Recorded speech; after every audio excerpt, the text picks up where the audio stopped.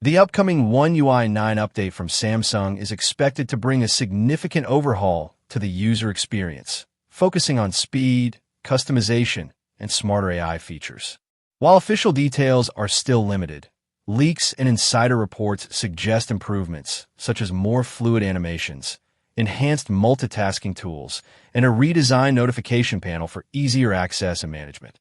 One UI 9 is also expected to integrate advanced AI-powered personalization, allowing the system to predict app usage, optimize battery life, and offer context-aware suggestions for everyday tasks.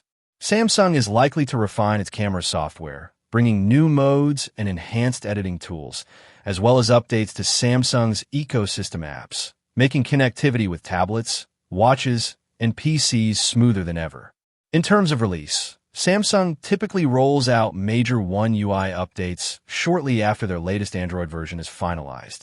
So One UI 9 could start appearing on flagship devices like the Galaxy S24 series and newer foldables by mid to late 2026, gradually expanding to older devices over the following months.